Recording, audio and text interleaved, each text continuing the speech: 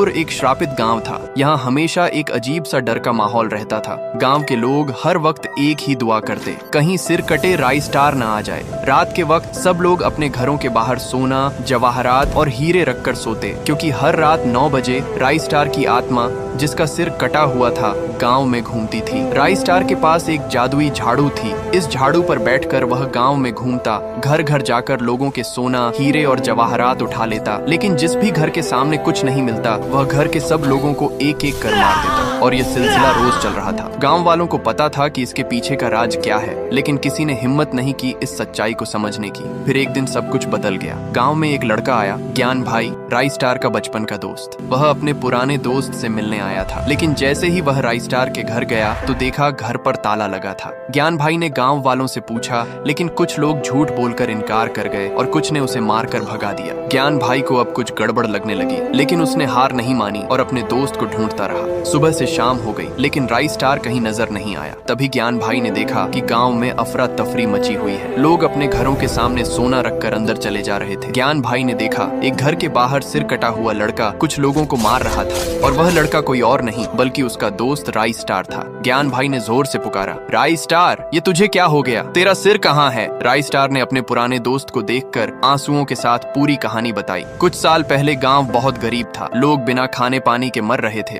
मैं यह सब देख नहीं सकता था, इसलिए मैंने अपने हवेली के पैसों से गांव के बच्चों के लिए स्कूल बनवाया, गांव में पानी के झरने लगवाए और गरीबों में पैसा बांटा। गांव फिर से खिल उठा। लेकिन कुछ लोग मेरे खजाने पर नजर रखने लगे। एक रात जब मैं सो रहा था, 2 लोग छुपे से आए और मेरा खजाना लूटने लगे। मैंने उन्हें देख लिया तो उन्होंने मेरा सिर मारा और मुझे बेहोश कर दिया। जब मेरी आंखें खुली तो गांव वाले मेरे आसपास खड़े थे और हाथ में हथियार था। मैंने जान की भीख मांगी, पर उन्होंने मुझे मार दिया। मेरे मरने के बाद गांव वालों ने मेरा सारा खजाना लूट लिया। तब से मैं अपना खजाना वापस ले रहा हूँ। ज्ञान भाई ने धीरे से कहा, भाई, मैं तेरा दुख समझ सकता हूँ, लेकिन लोगों की जान लेना गलत है। राई स्टार गुस्से में बोला, जब तक ये लोग मेरा सारा सोना वापस नहीं करेंगे, तब तक मैं सबको मारता रहूंगा, और अगर तू बीच में आया तो तू भी मरेगा। राई स्टार ने ज्ञान भाई को जेल में बंद कर दिया और फिर गाँव में लौटकर लोगों को मारना शुरू कर दिया। तभी वहाँ से एक बाबा गुजरे। बाबा ने ज्ञान भाई को देखा और तुरंत जादू से उसे आजाद कर दिया। तुम्हें यहाँ किसने बंद किया? बाबा ने पूछा। ज्ञान भाई ने समझाया, अभी समझाने का वक्त नहीं, हमें जल्दी राई स्टार को रोकना होगा, वरना वह सबको मार देगा। बाबा और ज्ञान भाई गांव की तरफ भागे।